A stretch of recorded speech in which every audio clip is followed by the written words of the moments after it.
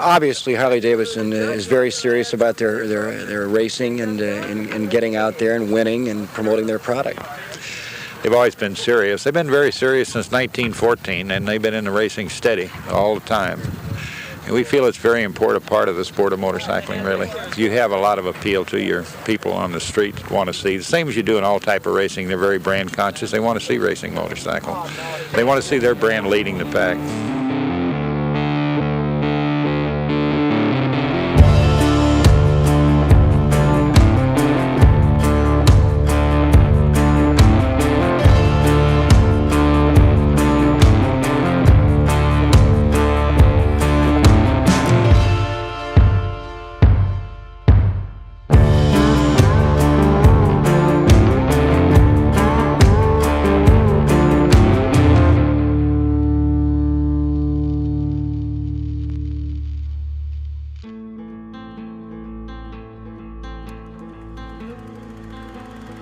Founded in 1903, Harley-Davidson and the history of American motorsport cannot be separated. In the first decade of the 20th century, the motor company concentrated on making the most reliable, rugged, and technically advanced motorcycles for a price riders could afford. At the same time, their customers and dealers were starting a tradition that continues to this day. They were racing and winning. The first competitive events that Harley-Davidson contested were long-distance reliability trials, proving to a still skeptical world the potential of these new machines. Next came speed and an important evolution of America's love affair with velocity. Huge banked wooden motordromes, some over a mile long, were built to host motorcycle races. By 1926, 1,000cc V-twin Harley-Davidsons were reaching speeds of 120 miles per hour, with no brakes. Motordromes and their daredevil riders attracted immense crowds, but were expensive and horrifically dangerous when things went wrong and were soon abandoned. A safer option of racing flat, dirt fairground tracks became the preferred option, and one still used to this day. From day one, Harley-Davidson had a battle on their hands. First, there were the domestic manufacturers looking to win on Sunday and sell on Monday to a nation on the move. The competition arrived, all looking to knock the Milwaukee Twins off the top spot. But more often than not, Harley-Davidson's racing bikes won the coveted national championship. By the late 1960s, new racing rules affected engine size and internals, allowing the British manufacturers to increase the capacity of their more modern motors. The rule change was just what the imports needed, but Harley-Davidson racers like Mert Lawwill were still competing and winning championships with the Harley-Davidson XR750. The incredibly successful XR750 was introduced in 1952 and was dominant for 17 years. With hard work and sheer determination, Mert Lawwill fought off the improved European race bikes and won the national championship in 1969 against motorcycles that were improving constantly, while the XR750 was becoming outdated. The rules had been changed at the AMA. They went to 750 across the board, so we knew that we had to have a motorcycle to compete in that series. And the KR was a flathead. Even though it was 750, it wasn't fast enough to stay up with the overhead valve machines. Well, the KR was one of the dominant brands in flat track racing. It raced against the British Twins. The Competition Congress said, okay, starting next year, we're going to be 750 across the board. Everybody's going to be 750. Going forward, Harley-Davidson knew they had to modernize to stay on top.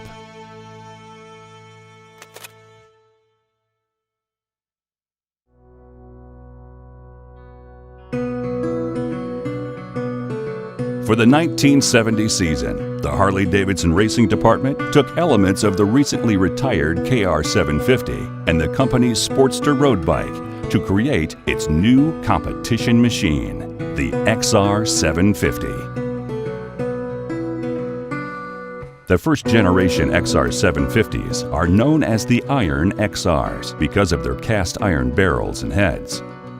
The template was set: 45-degree V-twin push-rod-actuated overhead valves and a chassis that was a subtle development of the old KR750. The Iron XRs showed power and potential, but weakness too. The iron parts that gave the bike its nickname were also its Achilles heel. During demanding 25-mile-long races, the highly stressed motor couldn't dissipate heat as well as the competition's engines. Yeah, the Iron XR was bad because it was never intended to be a race engine. It was intended to be a street motor, and they just de-stroked it and made it legal displacement-wise so that it could run. No, they knew right from the beginning that the Iron XR was only a temporary fix, but it was never intended for racing at all by the design engineers. When you're a racer, you don't want anything to fail or anything to stop. I mean, you want to win, win, win. So anything that gets in the way of that, why, you get very upset about. Engine failures, as you know, by watching On Any Sunday, took us out. They were better than the Ks power-wise, but they had a lot of problems in areas with heat retention because the cylinders and heads were cast iron, and we were constantly chasing problems, and even when you got the lower end problems fixed, the heat retention was still very problematic, all the while knowing that ultimately we'd have to go to an aluminum version of this engine. The plans were being made, and the cast iron XR was just kind of a stopgap to get to the aluminum XR. The Harley-Davidson Racing Department knew they had to fix it.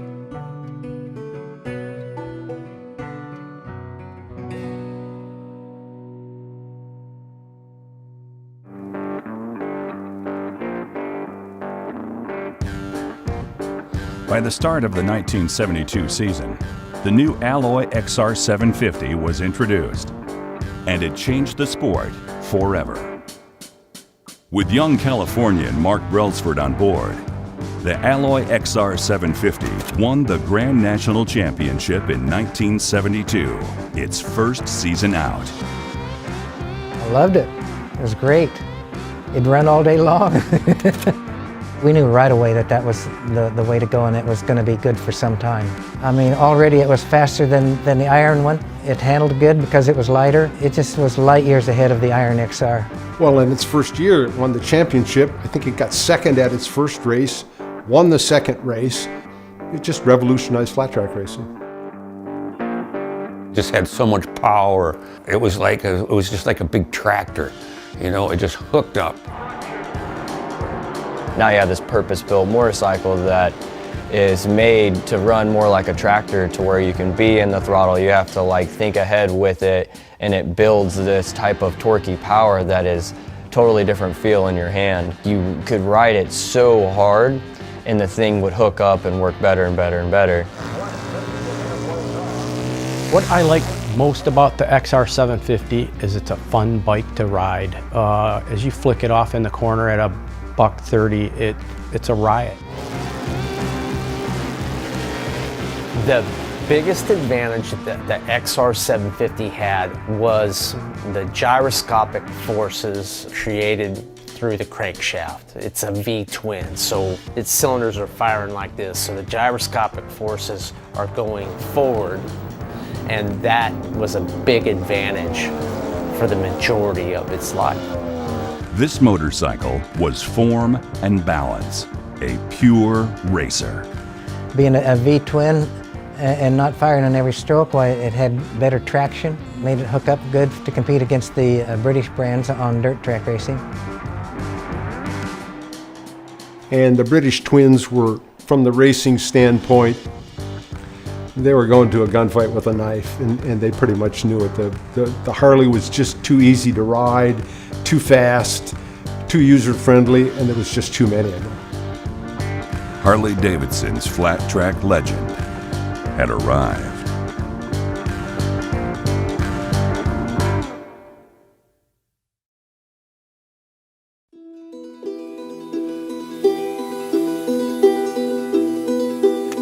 In 1973, a new threat joined the Harley-Davidsons and the still strong British bikes. Kenny Roberts won back-to-back titles with Yamaha before the XR750 fought back with Gary Scott for the 1975 championship title. The next year, Harley-Davidson brought in an 18-year-old from Flint, Michigan, Jay Springsteen.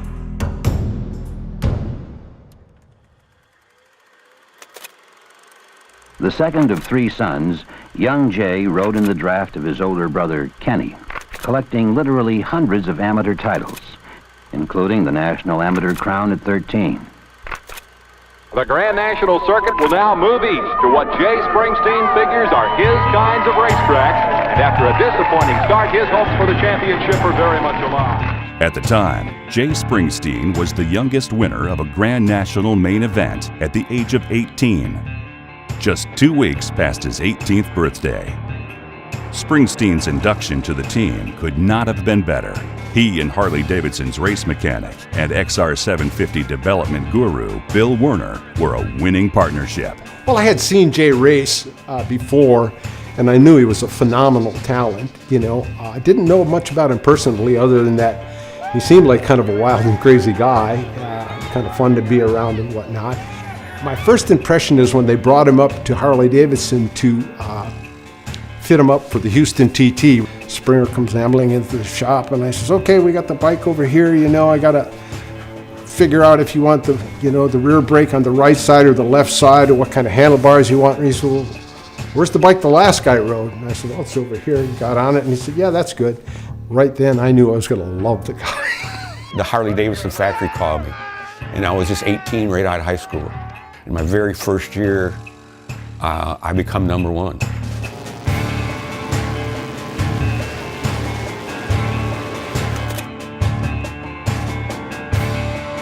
When I was on my bike, I was at ease. I was comfortable on my bike.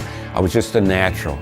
Everything comes so easy to me, And I was one with the motorcycle. I mean, I felt like I could do anything on that motorcycle. He's the type of guy, when he goes out on the racetrack, he's usually going fast as he can. Jay just seems like whatever you put him on, he just goes out there and goes his speed right from the beginning of the day. The bike's running really great. I'm confident in myself, and the racetrack is just beautiful. You don't even have to shut her off. Just wide open all the way around.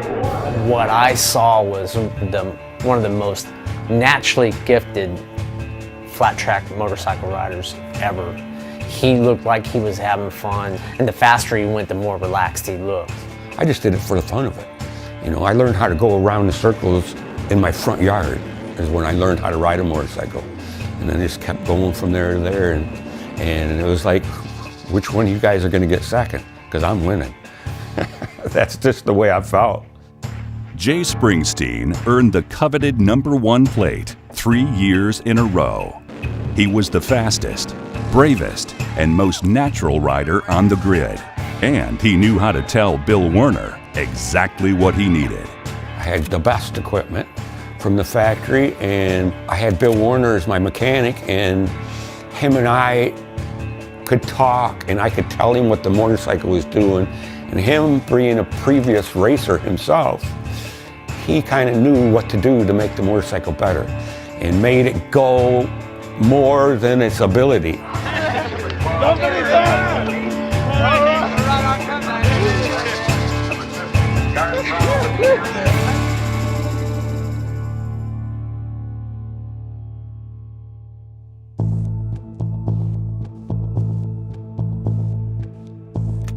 Following on the heels of Springsteen's trio of titles, 4 different riders achieved championship-winning seasons on the Harley-Davidson XR750. Steve Eklund, Mike Kidd, Ricky Graham, and 2 for Randy Goss. But another formidable factory was looking for their own flat-track glory. Honda used the XR750 as a blueprint for their own prototype race bike. Their brand new 750 looked a lot like Harley-Davidson's design. 2 exhausts exiting on the left, 2 carbs pointing straight back on the right. The Japanese bike's bore and stroke was remarkably similar as well. Then Honda added some of their Grand Prix road racing know-how and an unprecedented budget to ensure they won. They came in with the overhead cam instead of the pushrod engine like the XR was. They just made a Honda, but it was a copy of a Harley, you know, my feelings. And, you know, they took over, the Hondas kind of took over in that era for a while. And then the XR was still competitive. The only thing really special about it was that it had 2 more valves per cylinder and allowed it to run at higher RPMs. In the 80s when we were capped at about 85 or 8600, it could go to 9 or 9200. And then, you know, somewhere in the middle of that, the restrictor plates were introduced and to try and level the field between the XR and the RS. And the restrictor plates kind of leveled it back out. And I'd say it hurt horsepower on the Harleys. I think it hurt the rideability on the Honda more. And then they came in and dominated and got out of it. They come in and proved their point and left.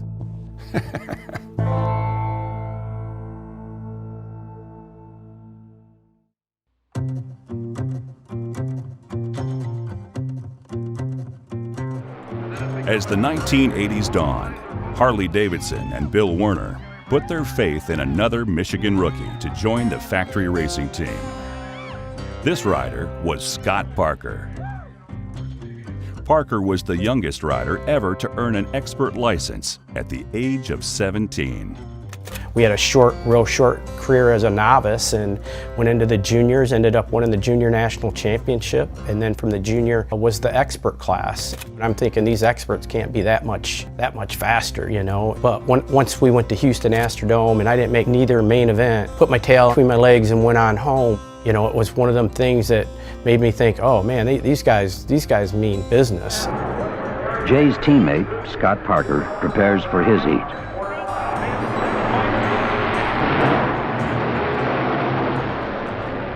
As the newest member of the Harley-Davidson team, Scott Parker, number 11, feels an additional pressure to perform, to prove himself. And he does.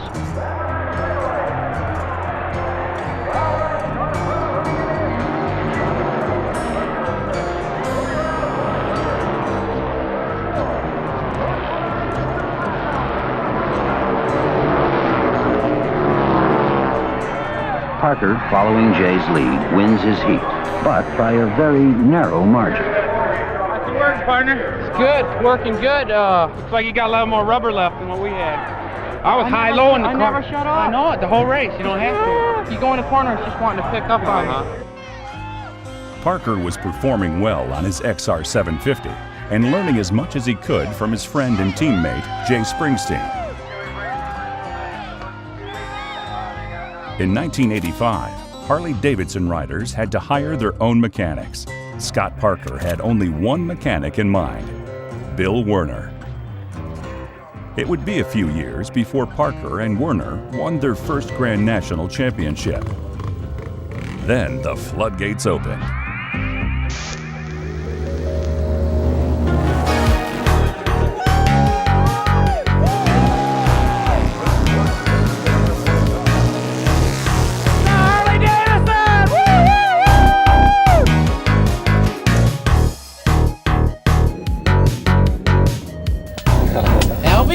Piece of cake, no?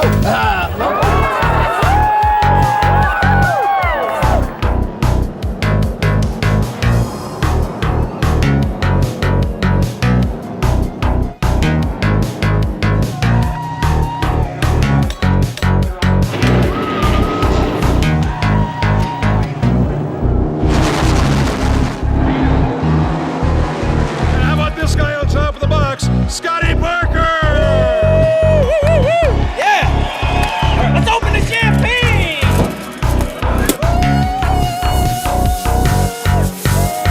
One hell of a race. Oh man, it was good.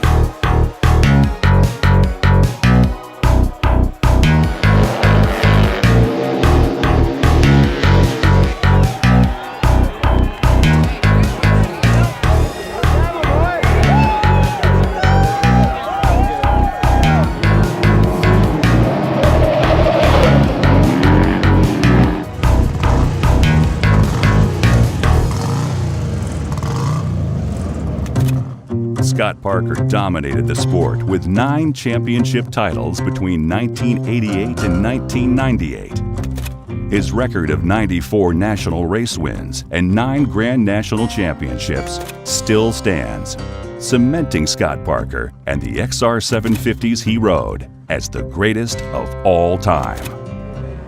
With the help of Bill Werner, Scott Parker and his XR750s were dominant for a decade. Bill Werner is a genius. He can take and build the motorcycle from top to bottom. He does every aspect of it and then understands the geometry of how the bikes should be working. Bill Werner had now won a total of 13 Grand National Championships as a mechanic for Harley-Davidson, more than any tuner in the history of the sport.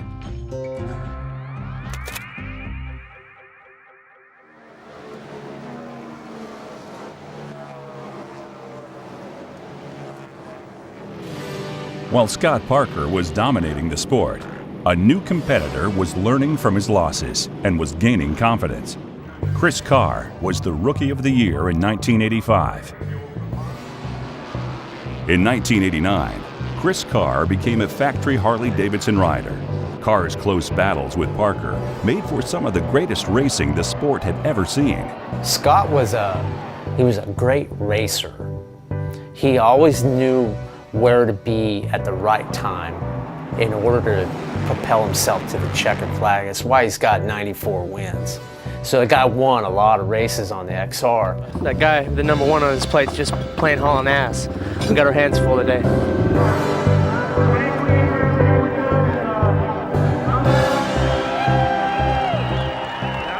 Little choked up because we wanted it bad, but we just didn't get it tonight. For me, it was frustrating. I finished second to the guy like 31 times in my career. It's no one-year project. Left we missed That to me, while frustrating, also developed me. A lot of those lessons I learned getting my butt beat by him, I applied to the next generation of racers. Scotty Parker, he's one hell of a champion. He worked his butt off this year and deserves to be a champion. I credit him with the most of my success because I learned a lot getting beat by the guy.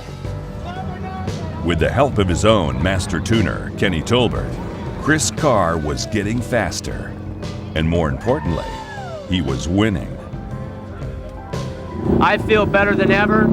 I think it's going to be a good year for Chris Carr and the Harley-Davidson racing team, and hopefully the number 1 plate will trade hands within the Harley pit. Carr pushed Parker harder than any other rider and would win 7 Grand National Championships of his own. I did what I had to do to win the championship. I give a lot of credit to Scotty Parker. He's one hell of a competitor. I only hope that in the years to come I can be the type of champion that he's become in our sport. He's set the standard for the rest of us to learn from. He's one heck of a competitor, and we hope to see him back next year. Man, thank you, Scott. Yeah, congratulations.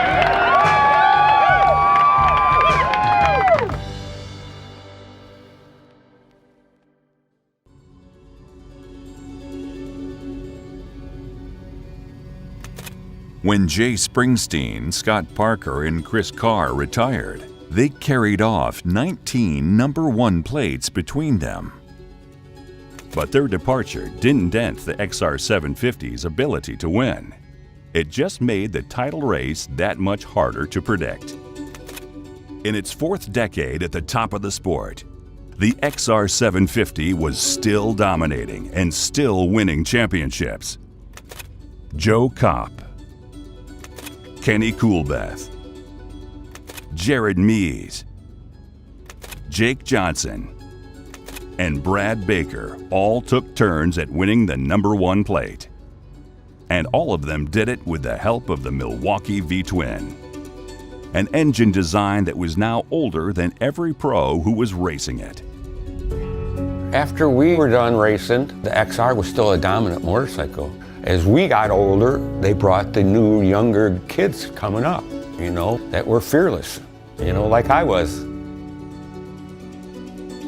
It still tended to be the bike of choice because there were so many out there and there were a lot of active teams using it. Everybody had one and everybody knew how to work on one. Its dominance as the championship winning bike went well beyond my career. Now, with 37 Grand National Championships and 47 years of racing, the XR750 was not done winning.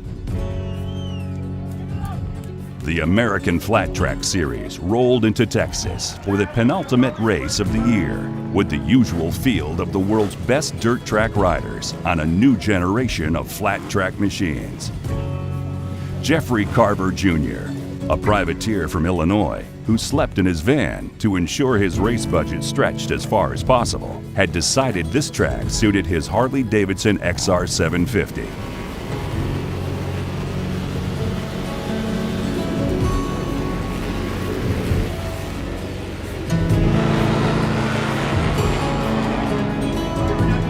We showed up with one XR in a van, and we really thought that it was the powerhouse that could take on the Indians, and that's whenever 2017 the factory Indian teams came in. The track was a little skittery, dry, slick, everybody was on edge a little bit, but I showed up there in the mentality to win. That's what we were there for, and the way that we were able to run the bike compared to the Indians or the Cowies is that we could pull a different gear and have the thing run at a lower RPM.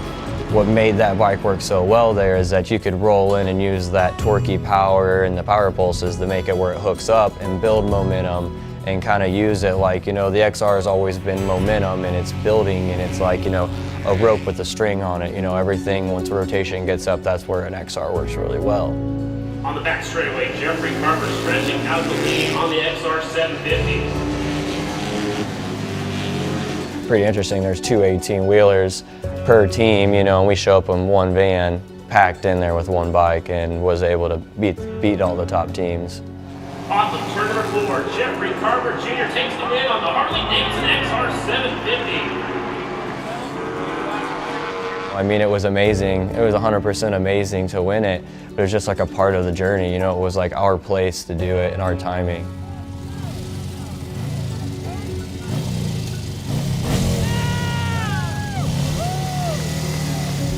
Lo and behold, at that time, another brand comes out with a bike that is essentially a modern version of the XR750. Yet, despite that, an XR750 still wins at the hands of Carver. You know, Jeffrey, he's kind of a throwback kid. He has a big appreciation for the, you know, the historical value in the sport of flat track. You know, he's developed into one of the top riders on the circuit, and you know, he's credited today as the last winner on an XR750. I can think of no better ambassador for that honor than a kid like him who really appreciates what all of us did prior to him.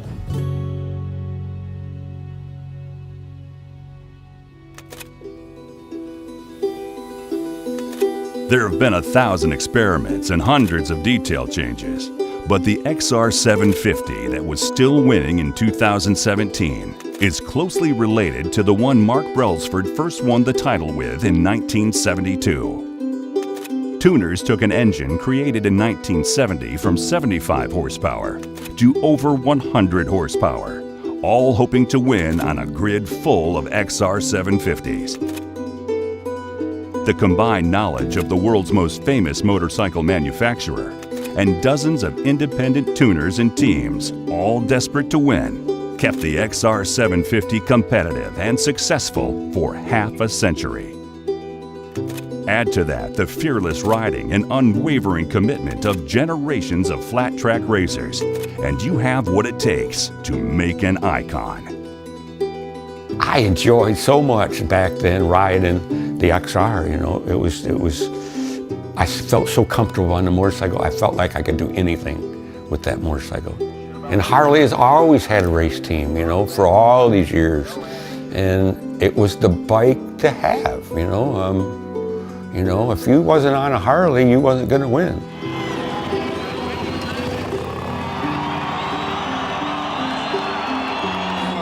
Man, you know, it's been since '85 since I won my last national. That's a long time. I'm so happy, I don't know what to say, really. You know, after its long tenure as a race engine, everything else would be compared to it.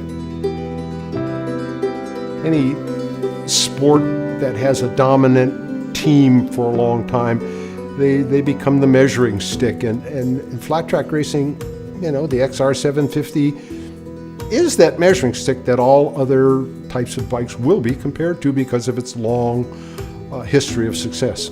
Racing engines don't last that long. You know, they just get obsolete by their design. Harley did a lot of good research and work for that XR. You know, they built it for dirt track racing. When they built that motor, that's what they built it for. Then they just kept developing it and kept developing it. You know, you can go back to the 72 and put it on the one that won in 2017. You know, that's the unique thing about it, is the pieces were there. It's the bike. It's been the bike. It's been there forever. That's why it's been #1 so many times.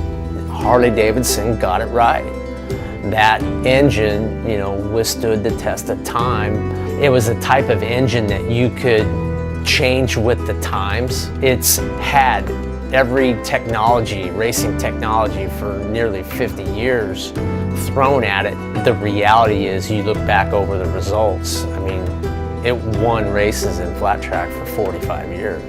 There's no other racing engine in any other sport that can say anywhere near that. This is the story of one motorcycle that entered the world winning, and 50 years later, proved it still could. There has never been another racing motorcycle like Harley-Davidson's XR750.